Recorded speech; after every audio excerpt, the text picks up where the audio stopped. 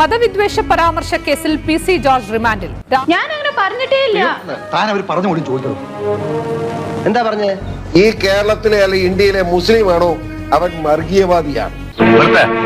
വായിലെ നാക്കിന് അല്പം നീളം കൂടുതലുണ്ടെന്ന് കരുതി എന്തും വിളിച്ചു പറയാമെന്ന് കരുതരുത്. ഒരു സ്റ്റാൻഡേർഡ് ഇല്ലാത്തവർ. അവർ പാകിസ്ഥാൻ ഉണ്ടാകാൻ ആഗ്രഹിച്ചവരാണ്. അവർ അല്ലേലും തന്റെയൊക്കെ വായന ഇതല്ലേ പ്രതീക്ഷിക്കാവൂ. അങ്ങനെ ആളൊരു മുരടനായി ഞങ്ങൾ എന്ത് വേണം? പോയി ചാവണോ? വർഗീയവാദി അല്ലാത്ത ഒരു മുസ്ലിമിൻ ലോകത്ത് ഇന്ത്യ മഹാരാജ്യം ജീവിച്ചിരിപ്പില്ല. ഒരുമാതിരി ചൊറിഞ്ഞു വരുന്നുണ്ട് നിന്റെ വർത്താനം കേട്ട. നിന്റെ കൊള്ളരുതാത്ത ഏക അവയവം നാക്കാ. ഇത് വർഗീയ കോമരങ്ങളാണ് ഇവർ. എന്നാണുണ്ടോ നിങ്ങക്ക്? അതുപോട്ടെ, നാറികൾ അങ്ങനെ പലതും ചെയ്യും. ഞാൻ പച്ചയ്ക്ക് പറയുന്നു, എനിക്കൊരു മടിയില്ലെന്ന് പറയാം. നീ ആരാന്നാ നിന്റെ വിചാരം?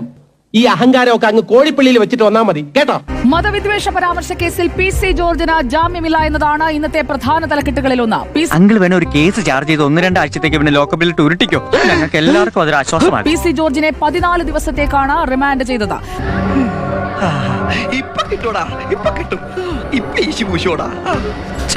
ഏതായാലും BJP ചേർന്നതിന് ഗുണം എന്താണെന്ന് വെച്ചാൽ BJP ചേർന്നതോടുകൂടി എനിക്ക് നെഞ്ചും പിച്ചിയില്ല നടക്കാം. ഒരു കുഴപ്പമില്ല. വെടിയെങ്കി വെടി, വടിയെങ്കി വടി, എന്തിന് ഏതിന് മനോജ് റെഡി. നിങ്ങൾ ആരെങ്കിലും എന്നോടൊപ്പം നിൽക്കാൻ തയ്യാറാണോ? PC ജോർജിനെ കൈവിട്ട് സംസ്ഥാന BJP.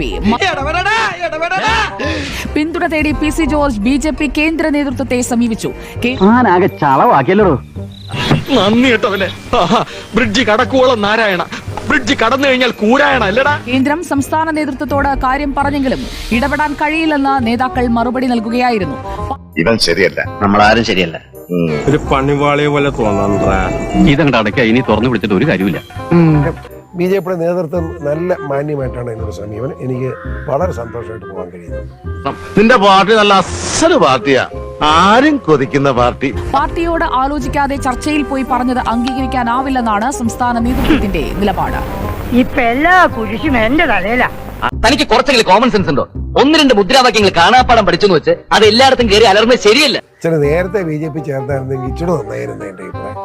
എന്നെ നിങ്ങൾ അതിഥിയായി ക്ഷണിച്ചിരുത്തി ഇപ്പോൾ അന്യനാക്കി അപമാനിക്കാൻ നോക്കുന്നു. പറ്റി, അബദ്ധം പറ്റി, ശരിക്കും എനിക്ക് അബദ്ധം പറ്റി. PC ജോർജിനെ ആശുപത്രിയിൽ അഡ്മിറ്റ് ചെയ്തു. മെഡിക്കൽ ഒന്നുകൊണ്ട് ഭയപ്പെട്ട സാധിച്ചാൽ ഒന്ന് ബോധം കിട്ടവില്ല കിടന്നു. എന്നാൽ ജോർജ് ജയിലിലേക്കില്ല. ഇന്ന് അദ്ദേഹത്തെ ജയിലിലേക്ക് കൊണ്ടുപോവുകയില്ല.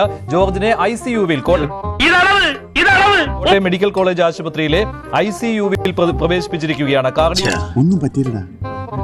അവിടെ കിടന്ന് കൊതുകേടി കൊള്ളാൻ വയ്യാത്തതിന്റെ പേരിൽ നെഞ്ചുവേദന എന്നൊരു അടവെടുത്തതാ.